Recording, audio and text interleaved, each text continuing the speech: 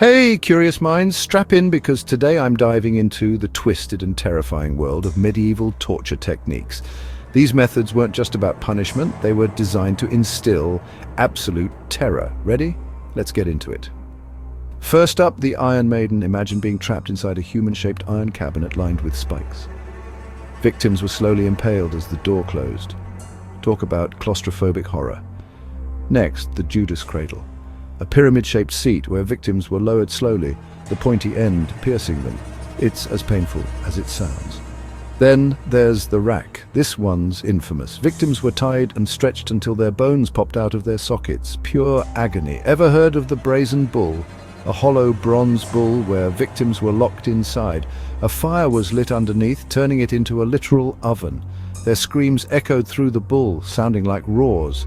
The scavenger's daughter was equally brutal, a metal device that compressed the body, forcing blood out of the nose and ears. Sounds unbearable, right? Of course, there's the pear of anguish, inserted into the mouth, rectum or vagina, then expanded. The internal damage was catastrophic. Let's not forget the breast ripper. This iron claw tore flesh from the victim's chest. Used primarily on women, it's as gruesome as it sounds. Next in line, the breaking wheel.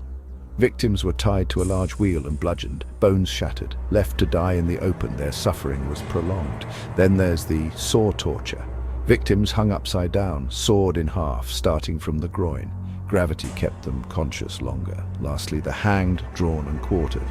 Reserved for traitors in England, it involved hanging, disembowelment and chopping into quarters, a spectacle of horror.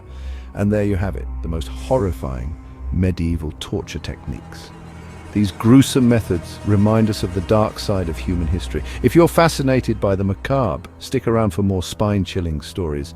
Until next time, stay curious.